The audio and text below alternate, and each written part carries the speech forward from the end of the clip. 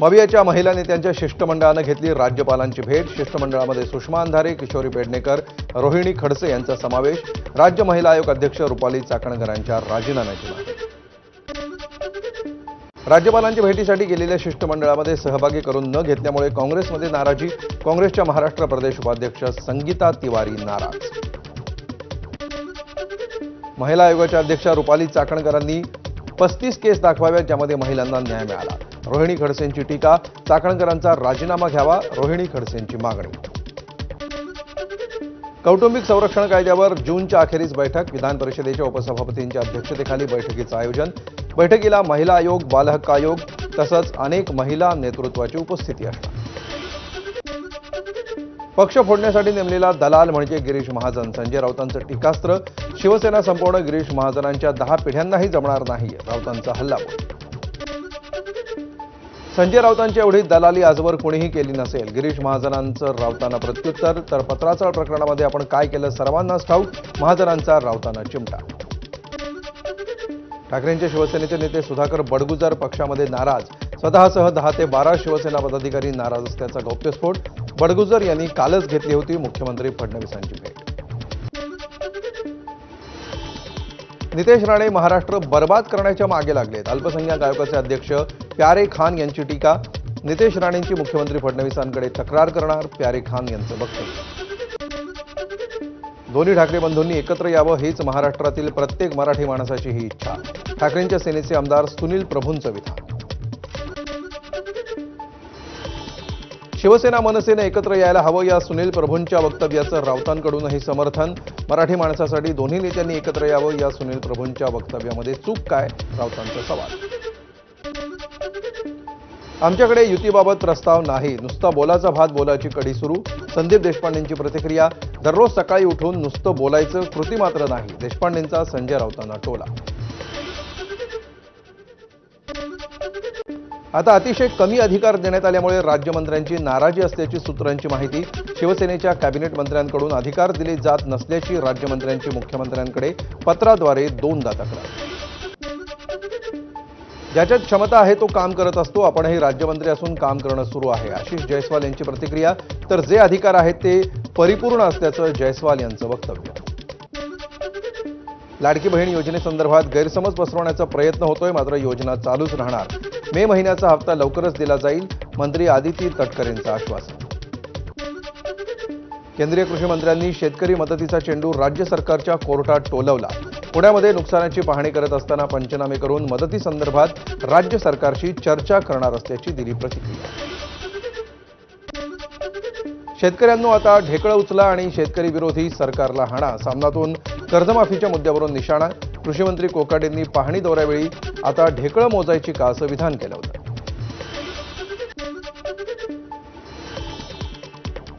ST महामंडळाच्या कर्मचाऱ्यांना थकीत महागाई भत्ता जाहीर होणार, तसंच कर्मचारी आणि त्यांच्या कुटुंबियांसाठी असलेल्या वैद्यकीय योजनेमध्ये बदल करून वाढीव रक्कम देण्याचा विचार असल्याची सूत्रांची माहिती।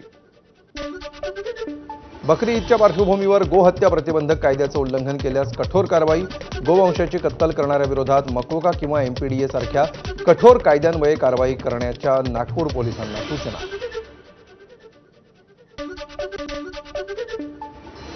पुढची महत्त्वाची बातमी, माजी केंद्रीय मंत्री आणि भाजपचे दिवंगत नेते गोपीनाथ मुंडे यांच्या स्मृतिदिनानिमित्त गोपीनाथ गडावर विविध कार्यक्रमांचं आयोजन करण्यात आलं होतं। यानंतर आयोजित महाप्रसादाच्या पंक्तीमध्ये राज्याच्या पर्यावरण मंत्री पंकजा मुंडे आणि माजी मंत्री धनंजय मुंडे यांनी एकत्र बसून जेवण केलं। यावेळी मुंडे परिवारातील इतर सदस्य देखील उपस्थित होते।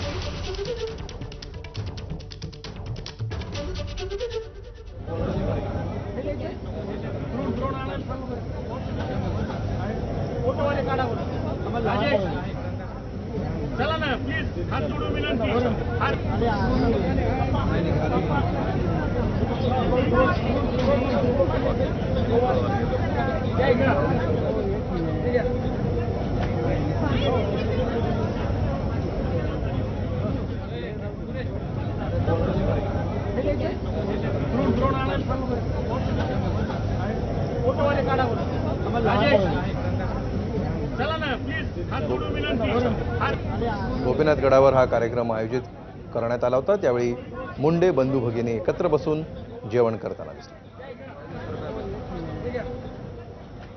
आणि यानंतर पुन्हा सुरू ठेवूया बातम्यांचा वेगवान आढावा. कुर्ल्यातील मदर डेअरीची 8.5 हेक्टरची जागा धारावी प्रकल्पाला दिली जाणार. राज्य मंत्रिमंडळाच्या बैठकीत निर्णय. यावरून विरोधक आता हल्लाबोल करण्याची शक्यता. राज ठाकरेंनी मुंबई पोलीस आयुक्त देवेन भारती यांची भेट घेतली. पोलीस आयुक्त कार्यालयामध्ये जात घेतली भेट. सदिच्छा भेट घेतल्याची माहिती. मुंबईला पाणीपुरवठा करणाऱ्या धरणांमधील पाणीसाठा 12%वर. मात्र पाणीसाठ्यामध्ये घट होत असली तरी महापालिकेकडून मुंबईच्या पाणीपुरवठ्यावर परिणाम होणार नसल्याची हमी. 1942च्या चले जाव आंदोलनातील स्वातंत्र्य सैनिक दत्तात्रय गांधी उर्फ आप्पा यांचं निधन. वयाच्या 102व्या वर्षी दत्तात्रय गांधींचं वृद्धापकाळानं निधन. आप्पा देशाच्या स्वातंत्र्यासाठी तुरुंगात गेले होते. केंद्रीय कृषी मंत्री शिवराज सिंग चौहान आणि राज्याचे कृषी मंत्री माणिकराव कोकाटे जुन्नर तालुक्याच्या दौऱ्यावर. यावेळी नारायणगाव टोमॅटो मार्केटला भेट देऊन शेतकऱ्यांच्या समस्या घेतल्या जाणार. वैष्णवी आत्महत्या प्रकरणी राजेंद्र आणि सुशील हगवणेला 14 दिवसांची न्यायालयीन कोठडी. दोघांनाही पुणे सत्र न्यायालयामध्ये हजर करण्यात आलं होतं. निलेश चव्हाणला 7 जूनपर्यंत पोलीस कोठडी. बाळाची हेळसांड केल्याचा निलेश चव्हाणवर आरोप. लता हगवणे आणि शशांक हगवणेचा ताबा म्हाळुंगे पोलिसांनी घेतला. जेसीबी व्यवहारामध्ये प्रकाश येळवंडेची 11,70,000ची फसवणूक केल्याप्रकरणी कारवाई. वैष्णवी हगवणेंनी आत्महत्येसाठी वापरलेल्या साडीची आणि पंख्याची होणार फॉरेन्सिक तपासणी. वैष्णवीची हत्या झाली की आत्महत्या याबाबत कसपटे कुटुंबियांनी संशय व्यक्त केल्यामुळे फॉरेन्सिक तपासणी. साताऱ्यात राऊतांच्या नरकातील स्वर्ग पुस्तकाची शिंदेच्या शिवसेनेतील पदाधिकाऱ्यांकडून होळी. एकनाथ शिंदेंवर केलेल्या टीकेनंतर पुस्तकांच्या प्रती फाडून जाळत केला निषेध. सोलापूरमधील कोंतम चौकामध्ये जुन्या भांडणाच्या वादातून तुफान राडा. हाणामारीचा व्हिडिओ सोशल मीडियावर व्हायरल. दोन्ही गटातील जवळपास 15 लोकांच्या विरोधात गुन्हा दाखल. पुण्यात एका सेल्समनची सराफा दुकानामध्ये चोरी. तब्बल 4,57,00,000चं सोनं चोरलं. प्रसिद्ध निळकंठ ज्वेलर्समधील सेल्समनचा प्रताप, आरोपीला अटक. खरीप हंगामाच्या सुरुवातीला कृषी विभागाकडून जिल्हाभर भरारी पथकांची नेमणूक. बोगस बियाणं आणि खतं विक्री होत असल्यामुळे कृषी विभागाची खबरदारी. नाशिकच्या निफाडमध्ये सततच्या पावसानं बेदाणे व्यवसाय धोक्यात.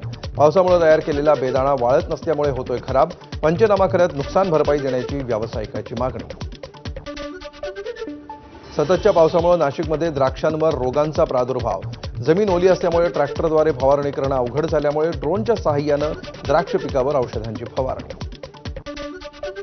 नाशिकच्या पंचवटीतील फुलेनगरमध्ये जादूटोणा करत असल्याच्या संशयातून एकाची हत्या. दोघांना पंचवटी पोलिसांकडून अटक.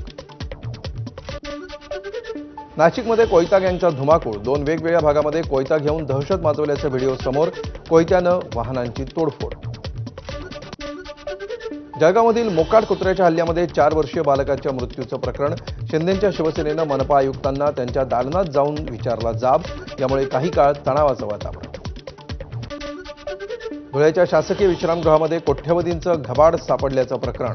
11 दिवसांपासून फरार असलेल्या संशयित राजकुमार मोगलेला चौकशीसाठी घेतलं ताब्यात.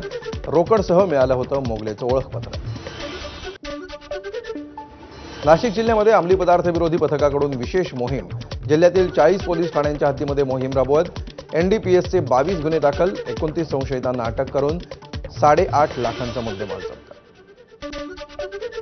जळगावमधील तापी नदीमध्ये पोहायला गेलेल्या 2 अल्पवयीन मुलांचा बुडून मृत्यू.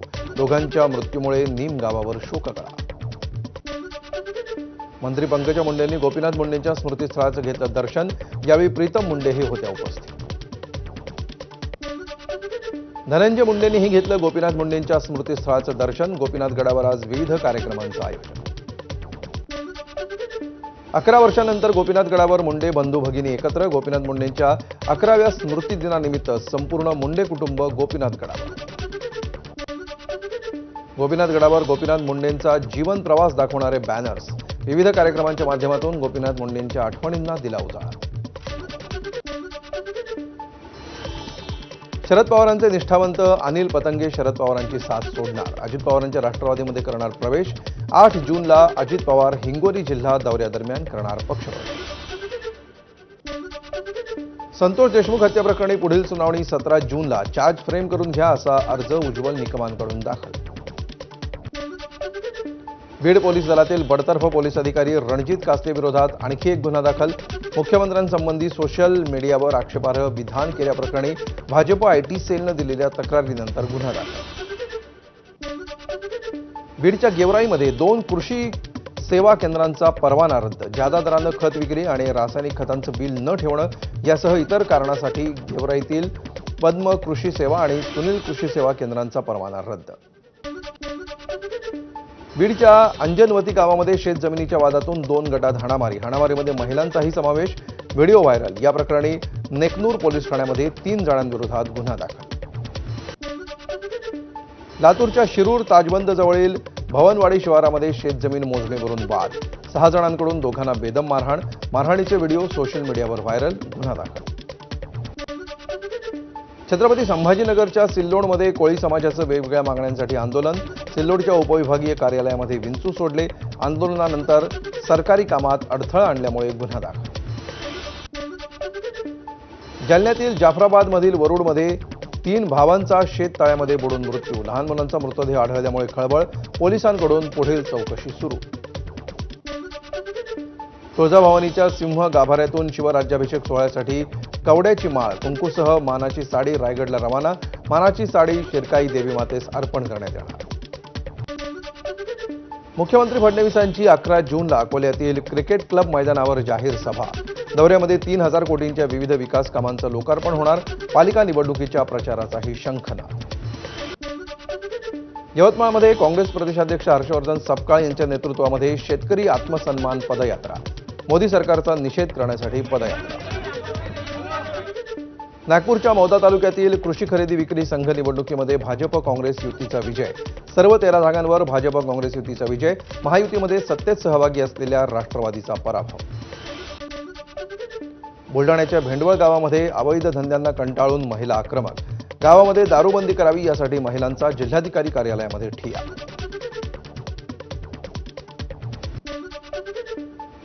एलओसी क्रॉस करून पाकव्याप्त काश्मीरमध्ये गेलेल्या सुनीताची चौकशी करण्यासाठी काश्मीर पोलीस नागपुरात.